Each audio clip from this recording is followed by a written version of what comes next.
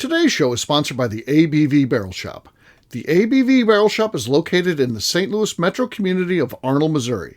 The ABV Barrel Shop is focused on one thing, single barrels. Best of all, you can try before you buy. Head over to abvbarrelshop.com to sign up for their email and text distribution so you know what they have in stock, what classes are coming up, and who from the industry may be coming in to visit. The ABV Barrel Shop. It's where single barrels live. We're also sponsored by the Bar to Go.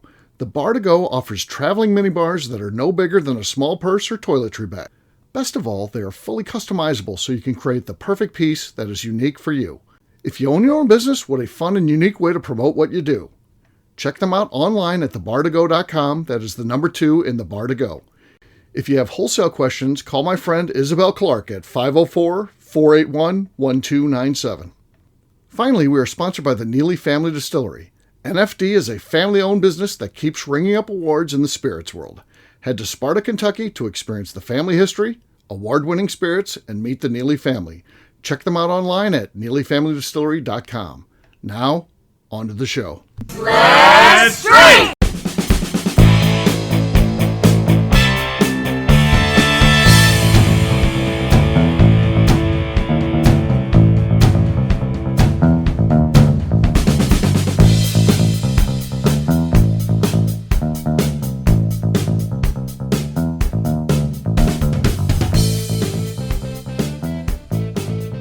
Welcome to the Bourbon Daily, the podcast about everything bourbon delivered to you every day of the week. Today on the show, we talk about Wiehebrink's take on the evolving etiquette of bourbon fans.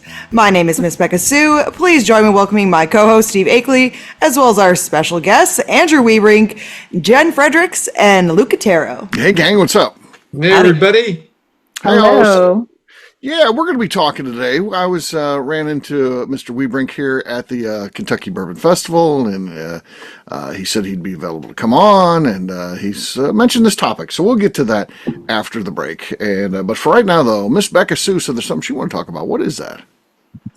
So this was actually something that happened at the Bourbon Festival, but I want to preface it with I want to know about a time that possibly someone was talking to you and they didn't know who you were, and they really screwed it up by either being rude or saying something, or just really discounting who you are. Okay. Is that, and I can start mine off so you guys can think about it. Okay. So at the Bourbon Festival, I was standing there in the tent, and I was kind of just helping grab bottles because we were selling bottles. And I hear this guy start to talk to my father-in-law, and I hear him talking about distribution. And so I step over and I go, "Hey, did you have a question?" And this guy puts his hand up and he goes, "Listen, you're very pretty, but I need to talk to someone who actually knows what's going on." Ooh. And I looked at him and I went, "That would be me." And he said, "I think I'll just talk to the master distiller." And points at Roy. Roy goes, "I'm the dad." Right. That's the master distiller. And this guy goes, "Well, okay, so then what's your job title?" And I was just like... This is a whole nother topic here, it sounds like. It was a very interesting, you maybe shouldn't just say things to people especially if you don't know who they are. And you should maybe... Yeah, would that conversation ever be appropriate? No. No. You should probably always be polite, Right. regardless of who you're talking to. But yeah, it was quite an interesting conversation. I actually told it to Jessica Ann, and she goes, "You're lying." I'm like, "What?" She goes, "There's no way that someone would say that." I'm like, "I'm not lying." My father-in-law was standing right there. I was like, "That is 100% true story of what just happened." And she said, "And you didn't yell at the guy?" And I was like, "No." I'm thinking, why didn't you punch him? That's the normal. Yeah, well, I realized that you're allowed to say something rude to me for at least $260. Okay. He was spending. He bought 4 bottles, and I'm like, that's probably that's my, if you're just gonna say something rude for free, then yeah, like there's gonna be a problem. But if you're gonna pay money, then like I can probably get past the rudeness for at least $260. Only one rude comment though for $260. Right. But otherwise, you're cut off, I think, pretty quick. I just want to know if that's ever happened to anybody else here. The way I look, it doesn't happen to me a lot. For some reason, I have a memorable look to most people. But I did have a guy who comes in the shop quite a bit, and he comes in and he's like, "Hello." I'm like, "Yeah." And I know who he was. A lot of times I don't remember because he was like relatively new coming in, but he had been in like 3 times already or something like that. So I said, "Hey, how you doing?" I said his name, and he's like, "Wait a minute, you're Steve?" I said, "Yeah." And he's like, "Did you get a haircut or something?" Number one, I wear a hat. Even if I got a haircut, you wouldn't even know, right? I mean, I don't know. So I don't know what happened there. I'm not sure what happened. So I don't know. But that was a rare time when someone didn't recognize me.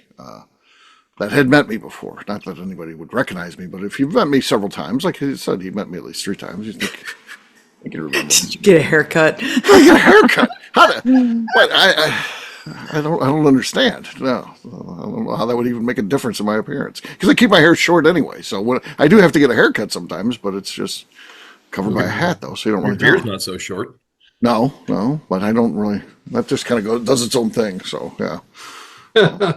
Anybody else get someone? I guess for me, it was a long time ago when I was on the State Fair Commission, and I went to our ticket box office to pick up some tickets, and I was talking to one of our ticket agents to see how sales were going on a particular event we were coming up, and there was one of the windows was open selling to some customers, and this customer just was going on and on ranting and raving about not being able to get the tickets that they had pre-ordered, and they wanted to talk to a commissioner, and all our faces, our pictures are right there, so the governor wanted us to be accessible to everybody and anybody, and I was standing right next to my pictures, and she kept going on and on and on, and I finally said, when she stopped, I said, "Can I help you?" She goes, "Well, if you're of any importance, yeah, but you're not." I said, "Okay, then I'm going to let you take it up with her, and she's very capable of doing it.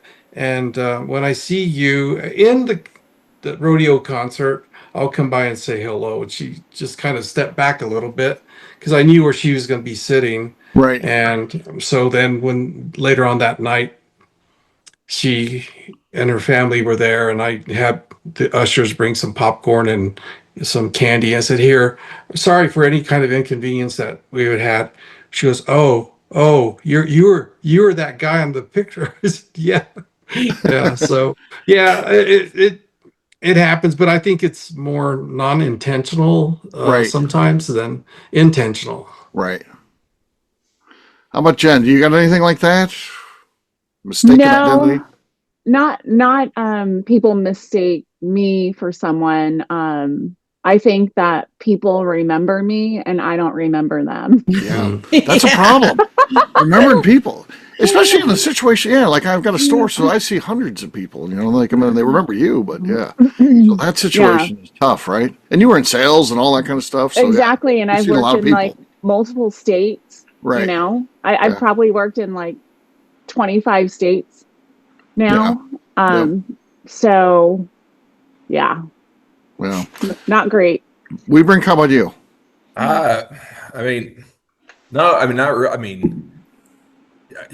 I don't really see a whole lot of people on a weekly basis. And so I don't really have an excuse for not remembering anybody. Okay. But I never seem to remember faces. I remember them, but there's some kind of a delay in my mind that happens. Yeah. Where it's like it takes me 5 minutes of talking to them, and something spurs memory. I'm like, oh, I should not have said nice to meet you. Yeah. Which I've always kind of, I'm kind of accustomed to, saying good, instead of just saying good to see you. Good to see you. Right. Good to see you. That's good for both. If you're just meeting somebody or if you've met this person 3 times and hey, how are you? Yeah. How's it address you by name. Yeah. How are you doing? You. Yeah. I think I got one of those stories Beka's looking for here that she's kind of fishing for. It doesn't involve me, but my dad. I was there though, so I was able to give him a hard time about this. So my dad was a policeman. He knew a lot of people and stuff like that. But he was a St. Louis City policeman. We lived probably 35 minutes away in the county. And, but we were up at a hardware store right by our house. One day, and my dad was a situation too, because he was like a high ranking guy. He was like a major in the police. So all the police officers knew him, and, but he didn't necessarily know everybody. So we're at the hardware store, and, we're picking up something, and here comes a guy over to us. He says, "Hey, Larry, how you doing?" That's my dad's name. Hey, Larry, how you doing? And my dad says, "Hey, how are you? What are you doing out here?" And this was a hardware store a mile from our house, right, my dad and I, where we lived. And the guy says, "Larry, I live 2 houses down from you." I've lived there for 30 years. My dad was like, "Oh, yeah, I know that. I know. I was just saying at the hardware store." No, he didn't. He didn't know. Neighbor 2 houses down. 2 houses down, had lived there 30 years next to my dad, or 2 houses down from my dad. My dad had no idea who he was. It happens. It happens. Yeah. Oh, I gave him shit about that. I couldn't wait to get home to tell my mom. So yeah, it was awesome. So, as soon as the car parks, I run out of there, go tell my mom. Well, guess what Dad did? He didn't know who Joe was. So there you go. There's the kind of bad stuff that can happen, and and then you're just like, oh God. So yeah. All right. Does that cover it, Beka? Close enough. Yeah. Yeah. You see that one on with Kathy Lee Gifford, where she's talking to Martin Short and asks about his wife, and and keeps asking about how they're doing and we're loving all. And it's live TV, and unfortunately, she had passed away like 2 years before, and she keeps asking about her and stuff. And he never, he didn't want to embarrass her on live TV, but he just wanted to get past. You could tell Martin Short just wanted to say a few nice things, and then get past it. But she just keeps digging, and then they had to come back from commercial, and she had to be there, for the serious thing. So yeah, interesting. All right. On that note, it's time to drink. What is everyone? We're gonna let Beka go first here. She's got one of those beam bowling pins in her hand. Are you cracking that thing open? Yeah, I'm gonna crack it open. Okay. Let's see here. Let's see. I don't really know what the. Oh, that's it. That's it. She cracked. It's a fresh crack. Okay. It is just a screw top. I knew it was a screw top. I didn't know if it'd be like a screw off and then something Right. else underneath, or Right. I didn't know because I've never seen them open. Right. I heard Beka went to a distiller there and dropped my name and was getting a bottle of bourbon. So she's now using my name to score whiskey. No, I'm not. I heard that you did. You're like, Steve was drinking all of mine. I went to What say I it here told, on the show. and then you know what happened? Directly after that, I got a text the next day that said, "Hey, I'm sorry for not stopping by your tent. Next time you're in Louisville, let me know, and we'll all go get drinks." So he didn't say, "Make sure Steve's with you." He said, "Next time you and Royce are in Louisville, Dan McKee said, let's go get drinks at Fort Nelson."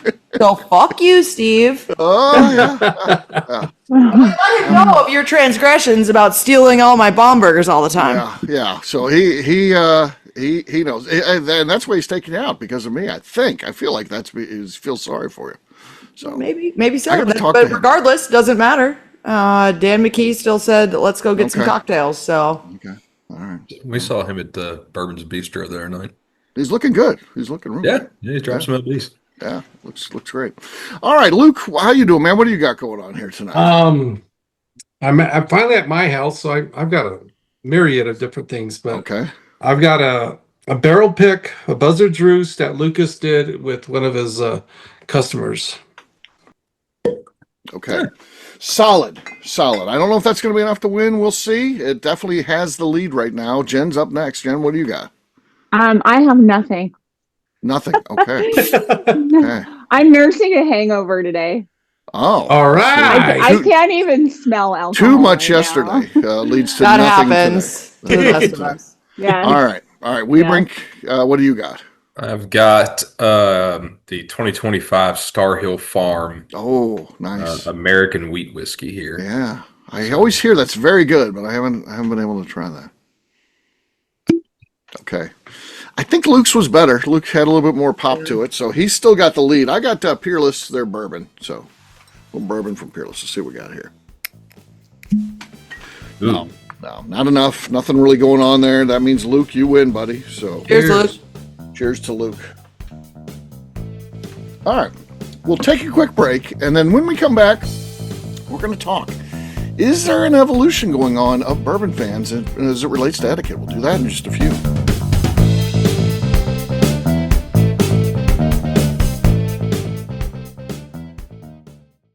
Okay, let's talk about the people that make these shows happen. First up is the Stave and Thief Society. Via their in-person class at Moonshine University in Louisville, Kentucky, the Stave and Thief Society is the place where you, a bourbon enthusiast, can expand your knowledge and emerge an executive bourbon steward. In 2017, I completed my executive bourbon steward certification.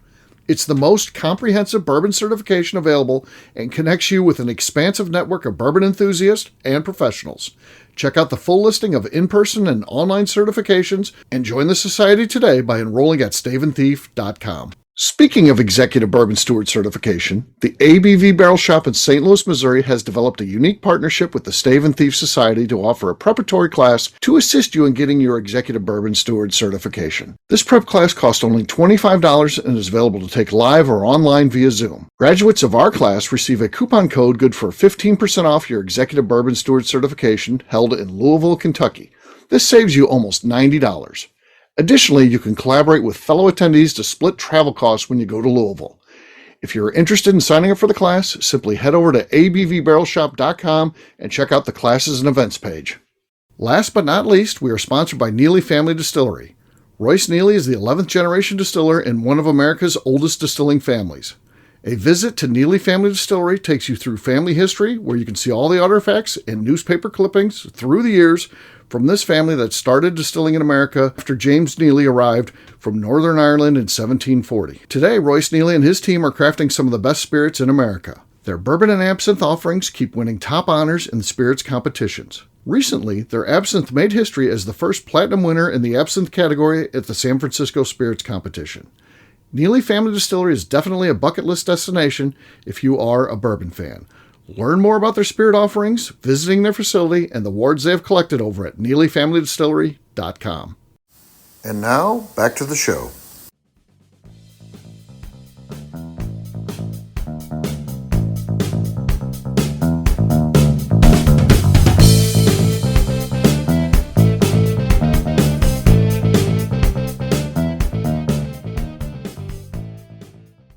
I'm Pepper Roth, and you're listening to the Bourbon Daily. Welcome back to the Bourbon Daily. Today we're talking about the etiquette of bourbon fans. Yes, we are. So, Andrew, you said at the festival you were talking about this. You thought it'd be a good topic, and I said I'd do that. And then tonight, you and I are kind of talking before, thinking you didn't even remember this conversation. And yeah. But as we got into it, you said, "Well, I think I can talk a little bit about this." So, what do you know? What do you see? What would be different today versus 5, 8 years ago? Well, it's an interesting thing because I remember how I was when I first started this, bourbon journey, whatever it was, 14 or 15 years ago. I remember the climate, of the industry. Right. I remember, I remember exactly how I acted. And the thought came, I was with my first cousin. I was with his son, who is now 22 years old. Uh-huh. And so, back when I first started, he was probably 8, something like that. And now he's, become this big bourbon drinker. And I see, I find myself kind of chastising him for the same exact things that, I used to do. And I'm just wondering if it's, is that the journey that, has the entire kind of bourbon climate kind of evolved to where everybody seems to be, a little bit more inclusive in their language and that kind of thing, and maybe a little less, obnoxious? Or is that just kind of a natural evolution of just being a bourbon drinker? Do you always kind of start out kind of like, oh, this is my thing, I'm the only one that does it, yada, yada, yada? You kind of have that attitude. But like when you walk around the festival, you can't help but see all these different people who are obviously in, all these different parts of their bourbon journey. And you talk to these different people, and the way they talk about bourbon, it seems to, it might be they're extremely, extremely excited. They can't say enough about it. Some of them are just, there for the party. They don't really care. It's just, so maybe etiquette was the wrong word. Okay. But, maybe evolution of, everybody's individual bourbon journey. Is that, does that ring a bell with you guys? I mean, Steve, you've been doing this for a lot longer than I have, but I think most of us on this podcast now, we've been around long enough to where we're kind of seeing the new generation come up now. Like they're Right. starting, kids that we knew that were, 8, 9, 10, 11 years old. Now they're, they're 21, they're starting in this bourbon journey. And obviously it's a little bit different climate than it was, when we started. When I started, the bourbon was the hottest thing on the market. Right. It was going nuts. So anyway, it just kind of got me thinking about, the evolution of my drinking journey and how, I've come to think about bourbon and how, I kind of, pursued this hobby, I guess. But anyway, I thought it might be an interesting point of conversation. Yeah. So, I mean, I do think that there has been certainly some evolution, but there's also, it's amazing how things change, but are also still the same. I mean, there's still a process where you got to kind of come up, you have to, discover bourbon, then you discover, oh, there's actually some really good bourbon. And then you have to chase stuff. I mean, there's still people that have to get into the chase, and then they get wary of that at some point, most people, and then they look to something else. What's next? Whether they're chasing, unique cocktails or single barrels or whatever it is, or just experiences in bourbon. That can be another thing that they evolve to. But there is that definitely an evolution within the bourbon fan, that even though things have changed in terms of the bourbon fan profile, I think those things stay the same too, though. The fact that they do those. What would you say is kind of the number one thing that's changed in the industry? Other than, obviously it's not as popular. What would you say? I would say, Andrew, that the education aspect has changed incredible. I mean, when I started my bourbon journey 35 years ago, we were drinking Wild Turkey, Jim Beam, and carried on to the new generation where, like my son Lucas is, and they were recipients of a lot more evolving. The cocktails were on the rise again, different offerings from different proofs, different mash bills. I mean, so the education that they got, that's still out there. I mean, part of it is, I think it'll be with us for a long time. I mean, you can start from the barrel proofs all the way down to even a 90 proof, and there's so much education in between that I think that's the biggest change for me that I've seen. Yeah. Is the enthusiasm of the new drinker still kind of the same aspect as the enthusiasm of the new drinker 10 or 15 years ago? I think so. I just think there's less people coming in, and again, I'm not ready to write off bourbon yet and saying that's this we're past this, but I do think that the younger generation, the generation, whatever you want to call them, after the millennials, I do think that they're slower to adapting to bourbon. It definitely has that feel. I have a daughter who's in that age group, and they're not really bourbon fans. Whereas it seemed like the millennials, as soon as they could legally start drinking, they were bourbon people, and they helped the bourbon, what we would call now the bourbon boom. Yeah. They helped create that because they gravitated immediately and started traveling and doing trips to Kentucky and all that kind of stuff. And I don't see the younger kids doing that. I don't see the 21, 22, 23, 25-year-olds, that age group kind of doing those sort of things that we saw the previous generation do. So I think that's definitely an evolution. And that's not good for the bourbon industry, but I also don't think we're too far gone from that generation to be like, they just have no interest in bourbon, because it may come around. Can you attribute any of this to the secondary market and how that's just gone crazy? Yeah, I mean, I do I think think a little bit. A little bit. It's a weird thing because it helps and hurts bourbon at the same time. I think when someone scores one of these products, they win an opportunity to buy one in a raffle. I think that generates enthusiasm for the industry. But conversely, I think that because it creates so many people who want to do nothing better than get bottles and flip, and that makes everything so unobtainable, that hurts the bourbon industry. I do think that people get tired of that kind of stuff, and that ends up hurting the industry. And I think we got to a point where it was doing more harm than good, because there's professional people who go sit in lines in Kentucky and then get groups of other people. They pay people to stand in line for them so they can get these bottles that they can then in turn flip. And the regular bourbon drinker, every day, I enjoy getting a bottle and popping it open. They don't get it. They don't have access to it.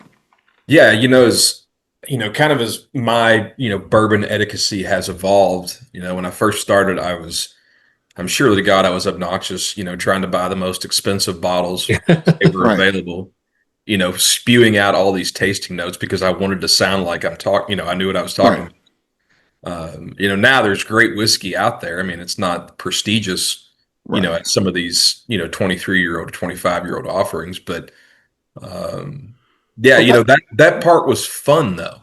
Yeah. Going to the liquor store and you had somewhat of a good chance to get a bottle. You had a chance to get it. And that's, and Becca can verify this. We do shows where we're talking about new items coming out from distilleries, and we still do it and promote it because we are ultimately bourbon fans and we want to promote the industry. But, at the end of the conversation, we're like, this really doesn't excite us very much because we'll never get it, right, Becca? I mean, it's one of those things. Yeah, We have no chance to get all this. the time. Yeah. It's like, Well, okay. it sounds cool, but it's not like we're gonna have real even taste it. So what's the point? Yeah. I will say, to me, there's two evolutions that have happened. One that I really like and I think helps the bourbon industry. One that I just can't stand and I think hurts the bourbon industry. The first one is the focus on events and things like that, experiences. I think you just see that stuff more and more. Recently Beam had a birthday party for Jim Beam that's going to be a yearly thing. That's where they rolled out the bowling pins and all that kind of stuff. There's more and more experiences going on, which promotes tourism and promotes things that make for a healthy bourbon industry. So I think that's positive. And that's been, Andrew, if we would have gone back 10 years ago when you and I were just hanging out on Instagram, there weren't that many things to do. You had the Kentucky Bourbon Festival. There wasn't even a New Orleans Bourbon Festival at that time. And then that comes around, So yeah, this evolution of things to do in bourbon is cool. On the flip side, one of the things that I really don't like and this would be from the perspective of bourbon media, if there is such a thing, but people like me got into this because we were super fans. We come in, we were the folks that know everything there is to know in terms of a consumer about bourbon, and then we start shows. The early podcasts that were bourbon podcasts were people that love bourbon and were knowledgeable and like everybody here. I mean, we were all bourbon fans. Today, I don't think it's about the bourbon at all. I think it's a hot market that people get into because they want to promote themselves. They're no longer promoting the bourbon industry. They're promoting themselves. 100%. Let's be clear. What can they get out of this? 100%. Yeah. That's the influence. I mean, that's been the whole influencer thing. Yeah. The influencer thing. I mean, like they'll literally just like walk up to you at a festival and put a camera in your face. And like, they think that like they think that they're entitled to your time. And I think that that's crazy. I think that asking for your time is one thing, but like they just think that they're entitled to do some sort of review like on the spot and an interview like on the spot and film you in your face. And like it's just like there's a lot of entitlement behind it, and it's definitely not because they're like excited about their brand. They're trying to get clicks on their stuff, and I just think that that's strange. I think it's weird. Yeah, and I don't dislike these people personally. I have nothing against them at all. But I don't like them trying to, represent the bourbon industry when they really don't care about it. And yeah, I have a lot of conversation with these people. I go to something like the Bourbon Festival. I'll see some of these folks that know me from what I do, and then they do it. And then you have a conversation where you realize they don't really know that much about bourbon brands or anything like that. They know what their other fellow influencers are holding up that bottle, and that's what they want to seek out, because they want to hold it up too. They want to, they want to do the things that other people are doing. They don't have the conversations we do about yeast or all the aging or all those things that somebody who really loves bourbon really is into, and they're not into that stuff. Well, I agree with what you're saying, Becca, and what you're saying, Steve, but I also realize that this is the good, the bad, and the ugly that has evolved with the bourbon industry. The popularity of it. There's not there's some brands out there that I don't particularly care for, but I'm not going to say anything about them. Right. And there's podcasters out there. I'm not going to say anything about them, or writers in the Forbes magazine. This is just an offshoot of the popularity of this industry that is thriving, and I don't think it's going to go anywhere for a minute. So, unfortunately, Becca, you may have to put up with that crap. Oh yeah, it's not going to stop. And I'm not saying it necessarily should. I just think it's a weird thing to do. Like, yeah. Well, if it was anything like my experience, and again, this goes part of my etiquette of being a bourbon fan, a bourbon enthusiast promoter, there was a pretty strong gestation period there where I had to where it took me a while to realize that I don't know what I'm talking about. And the people who actually care what I have to say, they know that I don't know what I'm talking about. They were just kind enough really not to say anything. Yeah. Yep. Jen, how about you? You've been around this for long enough. You've seen a lot of stuff. What do you think? I mean, I know, I don't follow a ton of bourbon influencers. Mm-hmm. You have to run into them though every now and then, right?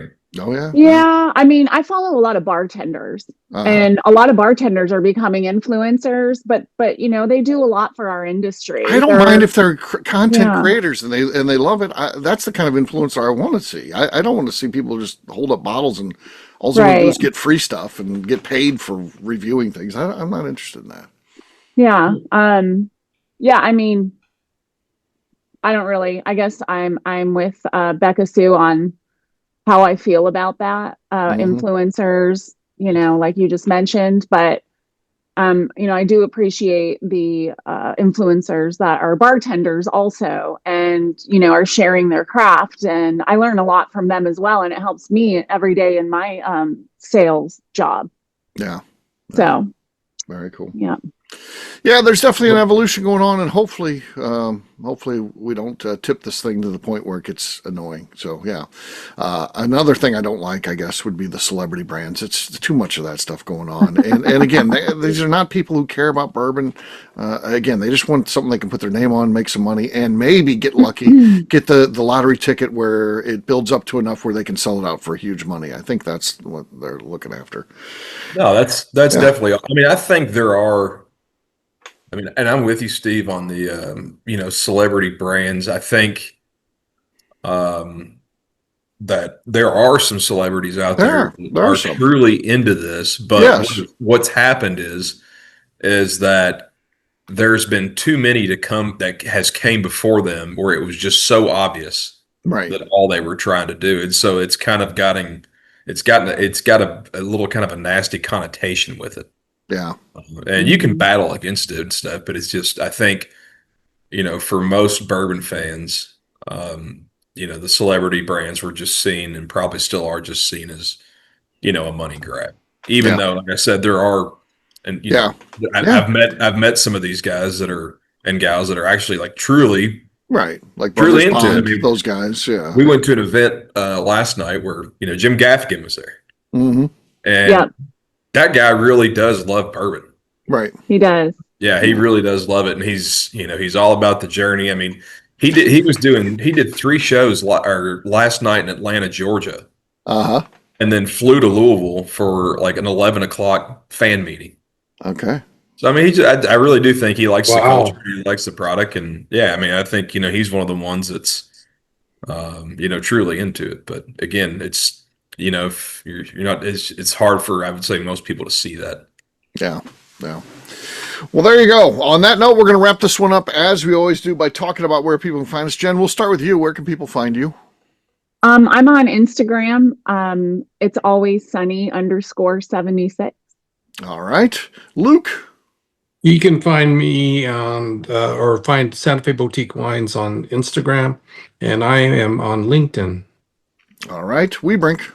You can find me on Instagram, Andrew_in_Kentucky. Andrew in Kentucky. Andrew in Kentucky. All right. Miss Beka Sue? You can find me on Twitter and on Instagram at Miss Beka Sue, 1K, no C's. All right, for me, I'm an easy guy to find. I'm at Steve Akeley, Twitter, Instagram, or Facebook. I've got a website, steveakeley.com. We've also got a company website. That thing's abvnetwork.com. Check that one out. Everything that we do is out there. Also, come by and see me, the ABV Barrel Shop, the place where you can try before you buy. We're online, abvbarrelshop.com. Miss Beka Sue, anything else to say before we get out of here? I'd just like to remind the audience to please give us a 5-star review that includes comments. It helps new people find the show, which is very important to us. If you like what we're doing, we ask you please visit our Patreon page at patreon.com/the ABV Network. All right, great job today, gang. For audience, we'll have a brand new show for you tomorrow. Looking forward to that. Until then, take care, everybody. See ya. Bye. Bye. Later. Peace.